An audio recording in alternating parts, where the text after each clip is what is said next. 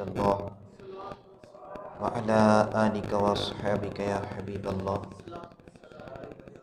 الصلاة والسلام عليك يا نبي الله وعلى آلك وأصحابك يا نور الله.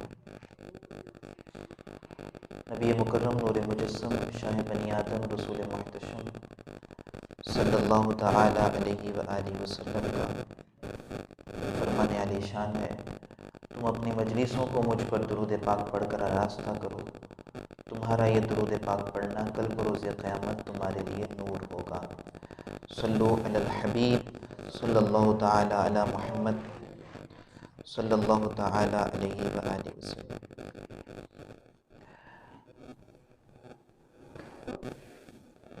اللہ پاک نے ہمیں جو 12 مہینے عطا کیے ہیں، اس کے بہت سے ماہ و سن ایسے ہیں کہ جس میں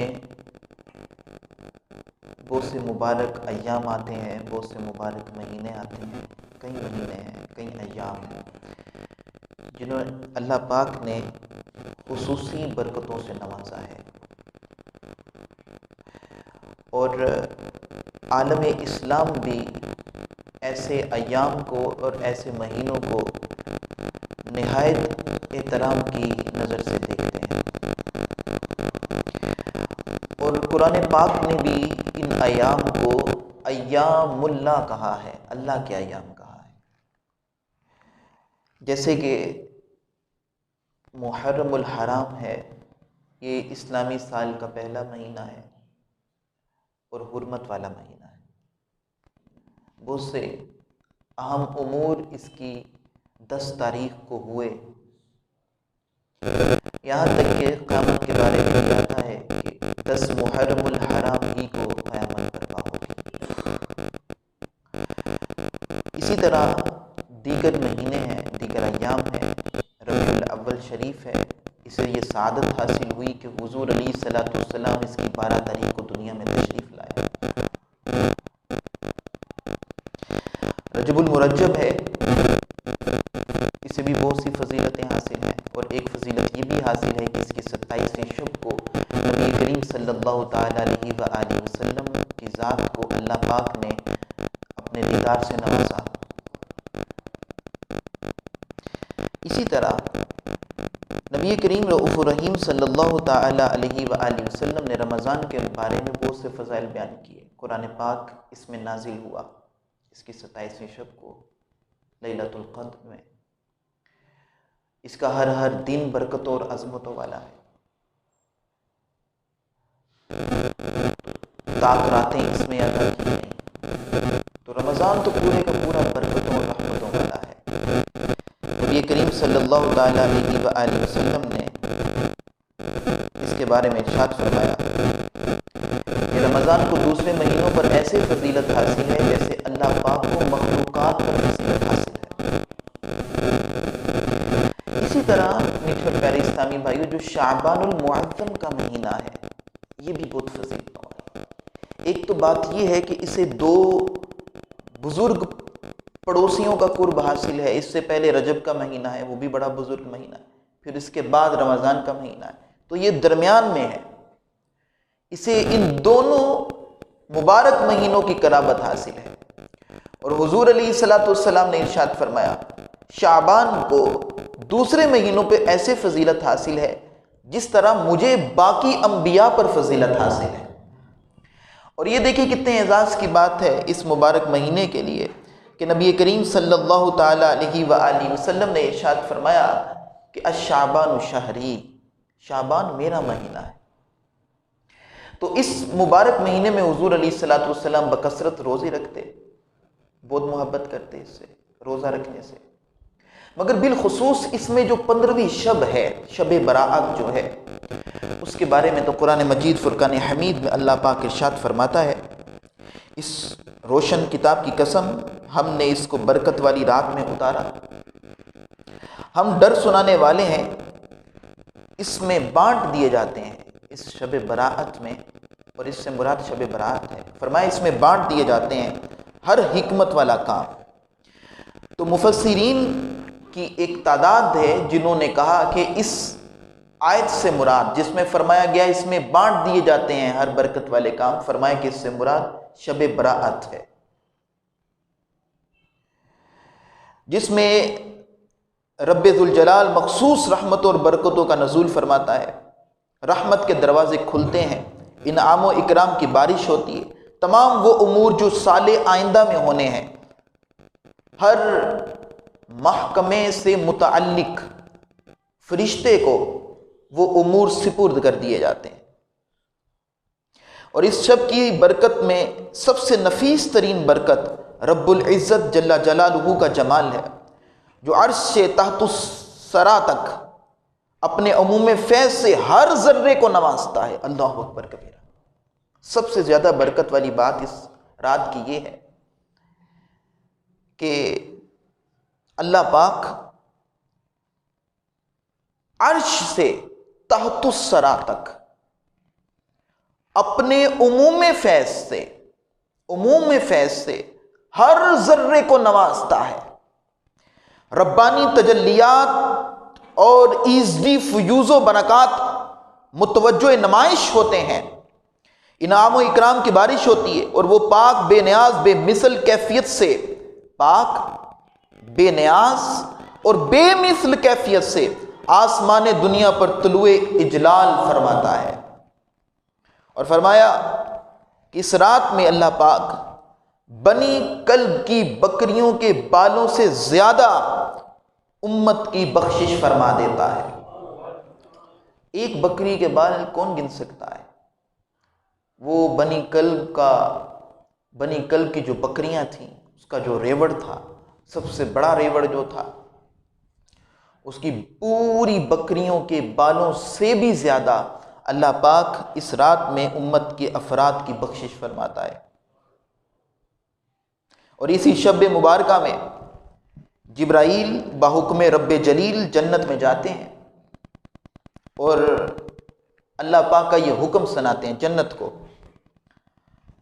کہ جنت کو آراستہ کر دیا جائے، غلامان مصطفیٰ صلی اللہ علیہ وسلم کے لیے اسے خوب سجایا جائے، کیونکہ اس مقدس شب میں اللہ تعالیٰ آسمان کے ستاروں کے شمار، دنیا کے روز و شب کی مقدار، دنیا میں جتنے بھی دن ہیں، دنیا میں جتنی بھی راتیں ہیں، یہاں تک کہ درختوں کے پتوں کی گنتی اور پہاڑوں کے وزن کے برابر، اللہ اکبر کبیرہ، اور ریت کے ذروں کے موافق اللہ پاک دوزخیوں کو آزاد فرماتا ہے۔ اللہ اکبر کبیرہ، اللہ اکبر کبیرہ۔ ان اللہ علی کل شیء قدیر۔ وہ جانتا ہے پہاڑوں کا وزن کتنا ہے، وہ ذات جانتی ہے کہ درختوں کے پتے کتنے ہیں، وہ جانتی ہے کہ سمندر کے پانی کو اگر قطروں میں تقسیم کیا جائے وہ کتنے قطرے بنیں گے، وہ ذات جانتی ہے کائنات میں موجود ساری ریت کو اگر ملایا جائے تو اس کا وزن کتنا ہے، اس کے ذرے کتنے ہیں، وہ جانتا ہے کہ ایک بنی کلب کی بکریوں کے بال کتنے ہیں، اور پروردگار عز و جل ہر شے پہ قادر ہے، ہر خیر پہ قادر ہے۔ اللہ پاک ان کی گنتیوں کے برابر دوزخیوں کو دوزخ سے اس رات میں جو شب براءت ہے اس میں آزاد فرماتا ہے۔ سبحان اللہ، سبحان اللہ۔ کتنی مغفرت ہے اور کتنی بخشش ہے اس رات میں، مگر کچھ بد نصیب ایسے بھی ہیں کہ وہ اس رات کو بھی مغفرتوں اور بخششوں سے حصہ نہیں پا سکتے۔ اتنی رحمتیں، اتنی برکتیں، مگر وہ محروم رہتے ہیں۔ وہ بد نصیب کون ہیں جو محروم رہتے ہیں؟ فرمائے الا المشرک، اللہ کے ساتھ کسی کو شریک ٹھہرانے والے کی اس رات میں بخشش نہیں کی جاتی۔ او مشاحنا،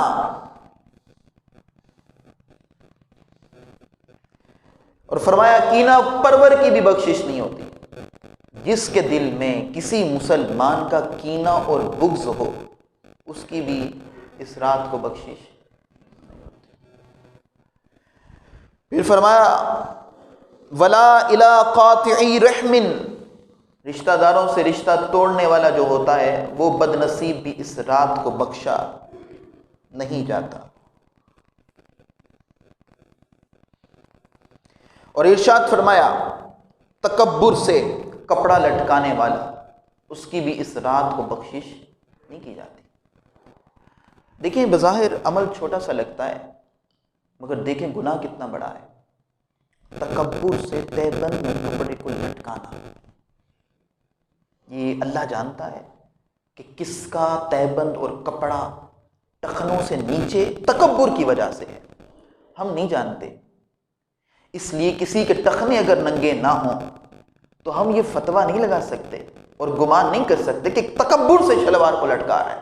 یہ قلبی امراض میں سے ایک مرض ہے، یہ خدا جانتا ہے کہ اس کی کیفیت کیا ہے کپڑا لٹکانے کی۔ اور یہ پرانی امتوں میں یہ انداز ہوا کرتا تھا کہ جو امراء ہوتے تھے، بادشاہ ہوتے تھے، ان کا کپڑا، اور جو ملکہ ہوتی تھیں، امیر کبیر عورتیں ہوتی تھیں، ان کا کپڑا بڑی بڑی دور تک لٹکتا ہوتا تھا، اور اسے غلام اٹھاتے تھے اور لے کر ساتھ ساتھ چلتے تھے۔ اور جس کا کپڑا جتنا لمبا ہوتا تھا اسے اتنا ہی زیادہ متکبر اور اتنا ہی زیادہ شان والا اس وقت سمجھا جاتا تھا۔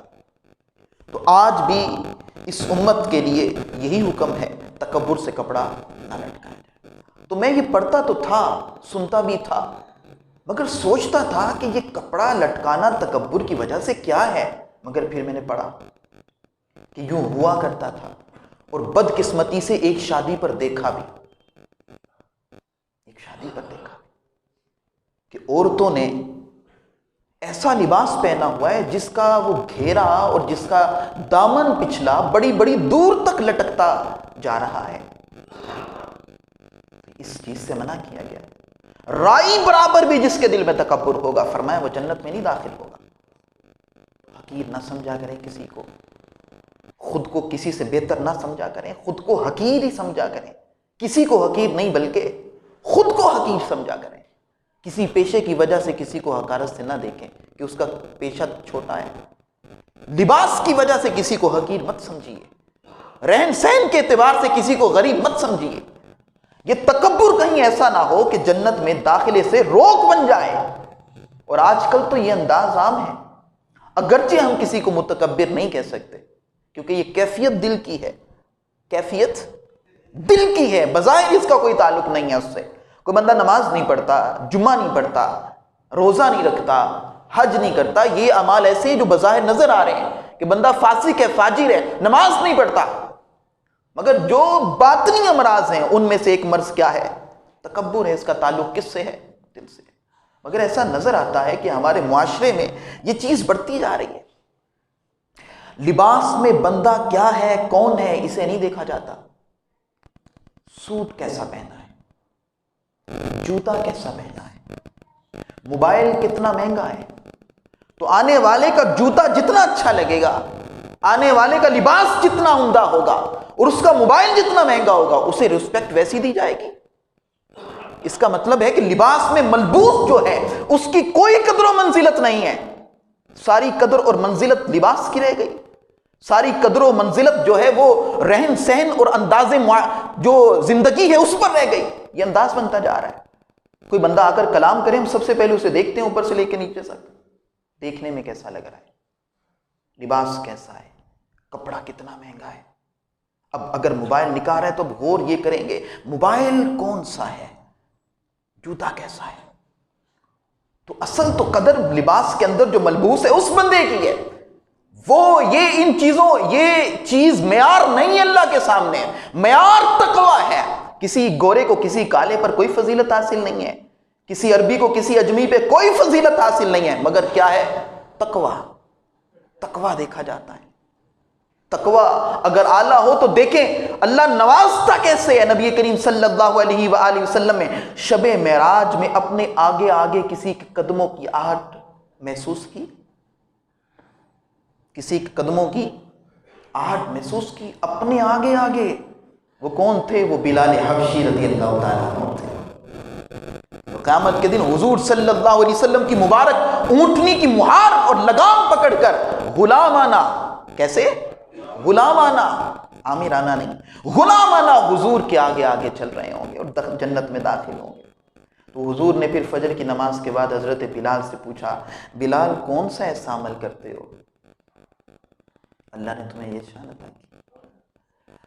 عرض کیا بس یہ ہے کہ میں جب وضو کرتا ہوں تو 2 رکعت نماز پڑھ لیتا ہوں۔ سبحان اللہ۔ تو رنگ تو نہیں دیکھا گیا، پتلی اونچی یا موٹی ناک یہ تو نہیں دیکھی گئی، پتلے پتلے ہونٹ یا موٹے ہونٹ یہ تو نہیں دیکھا گیا، کیا دیکھا گیا؟ تقویٰ دیکھا گیا۔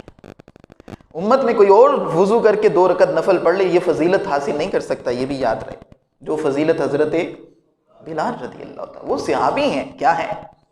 صحابی ہیں، اور صحابی کا عمل ایسا ہوتا ہے، فرمایا غیر صحابی احد پہاڑ جتنا سودا صدقہ کرے، غیر صحابی احد پہاڑ جتنا سودا صدقہ کر دے، اور میرا صحابی 1 سا یا آدھا سا بھی اگر اللہ کی راہ میں جو صدقہ کر دے، غیر صحابی احد پہاڑ صدقہ کر کے بھی اس کی فضیلت کو نہیں پہنچ سکتا۔ وہ صحابی ہیں، کیا ہیں؟ صحابی رسول ہیں، انہیں اللہ نے وہ اعزاز عطا کیا جو غیر صحابی کو نہیں مل سکتا۔ حضور کی ایمان کی حالت میں صحبت پائی ہے، زیارت کی ہے، ایمان کی حالت میں خاتمہ ہوا ہے۔ تو یہ حضرت سیدنا بلال حبشی رضی اللہ عنہ کی فضیلت انہیں عطا کی گئی، وہ وضو کے بعد 2 رکعت نماز پڑھتے تھے۔ تو اس لیے میٹھے اور پیارے اسلامی بھائیو، یہ ہم میں پائی جا رہی ہیں چیزیں، خدا کے لیے سے جان چھڑائیں۔ ہم میں یہ چیز ہوگی تو ڈیفینیٹلی ہمارے بچوں میں بھی ہوگی، اس سے نکلیے باہر۔ اصل قدر بندے کی ہے، کس کی قدر ہے؟ بندے کی قدر ہے۔ یہ چیزیں ہمارے لیے بنی ہیں، لباس، یہ چیزیں ساری، یہ جو بھی معاملات ہیں کس کے لیے بنی ہیں؟ ہمارے لیے بنی، ہم ان کے لیے نہیں بنے، ان کا ہو کر نہیں زندگی گزارنی۔ جسم ڈھانپنا ہے، کیا ہے؟ جسم چھپانا ہے، ضروریات دین، ضروریات زندگی میں سے ہے۔ باقی اسی کو سب کچھ نہ سمجھ دے، خدا کے لیے بندے کی قدر کیا کریں۔ کس کی قدر کیا کریں؟ لباس کے اندر جو بندہ ہے اس کے بارے میں فرمایا گیا، اس کے دل میں خوشی پیدا کرنا مسلمان کی۔ اگر تم نے مسلمان اور مومن کے دل میں خوشی پیدا کی، اللہ تمہیں 60 سال کی عبادت کا ثواب عطا کرے گا۔ وہ لباس نہیں ہے، وہ لباس جیسا بھی ہو، وہ انداز جیسا بھی ہو، وہ بندے کے بارے میں فضیلت ہے۔ فرمایا اگر بندہ مومن کی، مسلمان کی دل آزاری کی، یہ اس سے شدید تر ہے، اس سے برا ہے کہ کوئی بندہ کعبۃ اللہ کی دیوار کو ڈھا دے، اس کی فضیلت نہیں ہے۔ وہ احرام کی حالت میں لباس تو سب کا سفید ہوتا ہے، احرام کی حالت میں لباس تو سب کا سیم ہوتا ہے، ایک جیسا ہوتا ہے، بندوں کی کیفیت الگ الگ ہوتی ہے۔ تو خدا کے لیے ہم نے یہ انداز اپنانا ہے، تکبر سے خود کو بچانا ہے، یہ انداز اپنانا ہے جو اندر اندر بندے کو دیکھا جائے وہ کون ہے؟ مسلمان ہے۔ سب سے پہلی بات کیا ہے؟ مسلمان ہے، حضور صلی اللہ علیہ وسلم کا امتی ہے، خوش عقیدہ ہے۔ تو اللہ پاک عز و جل ہمیں ان چیزوں سے بچنے کی توفیق عطا فرمائے۔ یاد رہے شب براءت میں اگر کوئی اپنے تہبند یا شلوار کو تکبر سے لٹکاتا ہوگا، اس کی بھی اس رات میں مغفرت نہیں ہوگی۔ یہ ابن ماجہ کی حدیث پڑھ رہا ہوں آپ کے سامنے، اور بیہقی کی حدیث پڑھ رہا ہوں آپ کے سامنے، اور نبی کریم صلی اللہ علیہ وآلہ وسلم نے ارشاد فرمایا وَلَا إِلَىٰ عَاقٍ لِوَالِدَيْهِ، اور فرمایا والدین کا نافرمان اس کی بھی اس رات میں بخشش نہیں ہوگی۔ فرمایا وَلَا إِلَىٰ مُدْمِنِ خَمْرٍ، اور فرمایا جو شراب کا عادی ہوگا اس کی بھی اس رات میں مغفرت نہیں ہوگی۔ اور اس میں لکھا ہوا ہے شارحین نے، شراب کے عادی سے مراد یہ نہیں کہ روز پیتا ہو، فرمایا جب مل جاتی ہو پی لیتا ہو، اس کی بھی اس رات کو بخشش نہیں ہوگی۔ تو یہ بڑی میٹھے اور پیارے اسلامی بھائیو نازک رات ہے، شب برات جو آنے والی ہے، اس کو ہم نے عبادت میں، ریاضت میں، تلاوت قرآن میں، قیام میں، سجود میں، رکوع میں اس مبارک رات کو گزارنا ہے۔ اس میں تمام امور لکھ دیے جاتے ہیں۔ کون پیدا ہوگا اس سال، کس کا انتقال ہوگا، کون حج کرے گا، کس کو کتنا رزق دیا جائے گا، یہ امور لکھ دیے جاتے ہیں۔ اور فتح و نصرت کو لکھا جاتا ہے، ذلت و رفعت کو لکھا جاتا ہے، اتحاد و اتفاق کو لکھا جاتا ہے، وصل و فصل کو لکھا جاتا ہے، کس نے ملنا ہے، کس نے جدا ہونا ہے، قحط سالی و فراخ سالی لکھی جاتی ہے۔ غرض یہ کہ سال بھر کے تمام ہونے والے امور اسی شب میں ہر محکمہ سے تعلق رکھنے والے جو ملائکہ ہوتے ہیں ان کو تفویض ہوتے ہیں، اور جو آئندہ سال میں ہونے والے اعمال ہیں۔ روز الافکار میں لکھا ہے حضرت سیدنا عیسیٰ علی نبی چینا و علیہ السلام کا ایک پہاڑ کے پاس سے گزر ہوا، ایک سفید پتھر کو دیکھ کر متعجب ہوئے۔ پتھر تھا اور کس رنگ کا تھا؟ سفید نورانی چمکدار پتھر تھا۔ ندا ہوئی، اے عیسیٰ کیا اس سے بھی متعجب بات دیکھنا چاہتے ہو؟ کہا ہاں یا الہی۔ پتھر شق ہوا، ایک نورانی چہرے والے بزرگ اس سے برآمد ہوئے۔ ان کے پاس سبز چھڑی تھی اور قریب ہی انگور کا درخت تھا، اس کی بیل تھی۔ کہنے لگے یہ میری روزانہ کی غذا ہے۔ تو حضرت عیسیٰ علیہ السلام نے ارشاد فرمایا کتنے دن سے یہاں عبادت کر رہے ہو؟ کہا 400 سال سے میں اس پتھر میں اللہ کی عبادت کر رہا ہوں۔ حضرت عیسیٰ علیہ نبی جینا علیہ السلام نے اللہ کی بارگاہ میں عرض کی الہی اس سے افضل بھی کیا کوئی مخلوق ہے 400 سال سے تیری عبادت کر رہا ہے؟ ندائے باری آئی، ہاں میرے محبوب و مطلوب سید المرسلین خاتم النبیین صلی اللہ علیہ وآلہ وسلم کی امت کا جو شخص شعبان کی 15ویں شب میں 2 رکعت پڑھے گا اس سے بھی افضل ہے۔ تو مختلف اس میں نوافل ہیں شب برات کے۔ میں حدیث پڑھ رہا تھا، اس میں نبی کریم صلی اللہ علیہ وسلم نے فرمایا جو کہ 100 رکعت اس رات میں پڑھے، سورہ فاتحہ کے بعد 11 بار سورہ اخلاص پڑھے، اس کی ہر حاجت کو پورا کر دیا جائے گا۔ ایک میں وہ بھی پڑھ رہا تھا، اس میں فرمایا گیا کہ 100 رکعت نفل پڑھے، سورہ فاتحہ کے بعد 10 بار سورہ اخلاص پڑھے۔ اور ایک ہماری اس مسجد میں بھی سالوں سال سے یہ طریقہ چل رہا ہے، الحمدللہ بزرگوں سے مرضی ہے کہ مغرب کی نماز کے بعد 6 رکعت نفل پڑھے جائیں، 2 رکعت نفل پڑھے جائیں، اس نیت سے کہ اللہ پاک ان 2 رکعت نفل کی برکت سے مجھے درازی عمر بالخیر عطا کرے۔ ٹھیک ہے، اس کے بعد 2 رکعت نفل پڑھے جائیں کہ اللہ اس کی برکت سے مجھے آسمانی اور زمینی بلاؤں اور وباؤں سے نجات عطا فرمائے۔ پھر 2 رکعت نفل پڑھے جاتے ہیں اس نیت سے کہ اللہ پاک ان 2 نفلوں کی برکت سے مجھے اپنے سوا کسی کا محتاج نہ کرے۔ سورہ یاسین پڑھی جاتی ہے، ہر 2 رکعتوں کے درمیان دعائے نصف شعبان پڑھی جاتی ہے، اور پھر ہم یہاں مغرب کے بعد نفل پڑھ کے دعا کرتے ہیں۔ چونکہ جو عصر کی نماز کے بعد کا وقت ہے مغرب تک، غروب آفتاب تک، تو یہ سال کے نامہ اعمال کا آخری وقت ہے۔ کون سا؟ 14 شعبان کو عصر سے لے کر مغرب تک۔ مغرب کے بعد پھر نیا سال شروع ہو جانا ہے۔ شعبان سے جو ایک کہہ لیں کہ آپ ایک پورا اینول جو ایک ہے ریکارڈ ہے یا اعمال نامہ ہے، اس کے وہ آخری وقت ہوتا ہے۔ اور مغرب کے بعد جو وقت ہے وہ نئے سالانہ اعمال نامے کا کون سا وقت ہے؟ پہلا وقت ہے، شروع کا وقت۔ تو اب الیاس قادری صاحب فرماتے ہیں کوشش کریں 14 شعبان کا بھی روزہ رکھیں، آخری دن میں آپ روزے کی حالت میں ہوں گے۔ 15 شعبان کو بھی روزہ رکھا جائے جو اگلے دن ہے، تاکہ نامہ اعمال کا جو پہلا دن ہے وہ بھی کس حالت میں ہو؟ روزے کی حالت میں۔ تو اول آخر روزہ ہوگا تو اللہ تعالیٰ کی بارگاہ میں بڑی امید ہے کہ وہ نیکوں کے صدقے ہم پر بھی کیا کرے گا؟ رحمت کر دے گا۔ تو اس طرح میٹھے اور پیارے اسلامی بھائیو 6 رکعت نفل یہ بھی پڑھے جاتے ہیں۔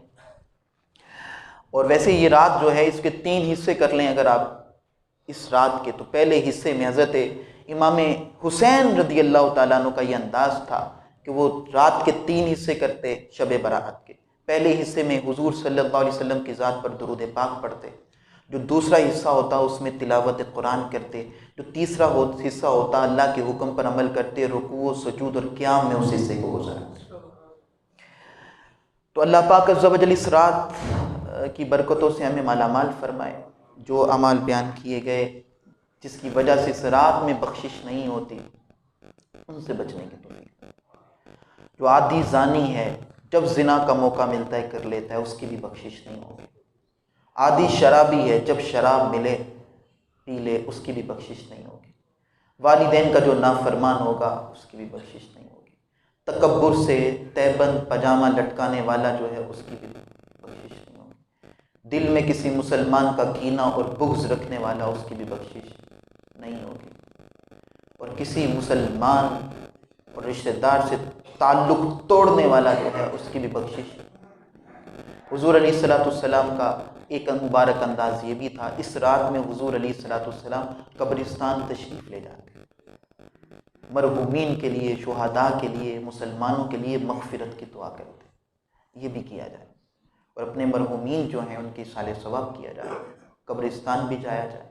اور اس رات کو جو ہے پیر والے دن یہ رات ہوگی، پیر کا دن گزار کر جو رات آئے گی وہ شب براءت ہے۔ اس کا مطلب ہے نجات کی رات، شب براءت، نجات کی رات۔ تو آتش بازی سے خود کو بچانا ہے، بچوں کو بھی بچانا ہے۔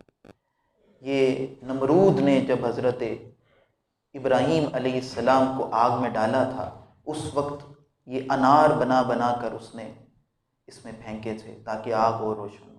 تو اس کا موجد وہ ہے، مسلمانوں کو ان کاموں سے بچنا ہے۔ جیسے میں نے آپ کو بتایا تھا بسنت بازی یہ ہندوؤں کا شعار ہے، ان کا طریقہ ہے، اس سے بھی بچنا ہے۔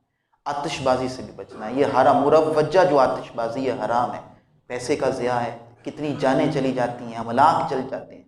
تو اللہ پاک سے دعا ہے اللہ پاک ہمیں ہر ممنوع کام سے بچ کر اس رات کو حسنات میں، نیکیوں میں، عبادت و ریاضت میں گزارنے کی توفیق عطا فرمائے۔ جن خوش بختوں کو اللہ بخشے گا ہمارا بھی اس انہوں میں شمار فرمائے۔ آمین بجاہ نبی الامین صلی اللہ علیہ وآلہ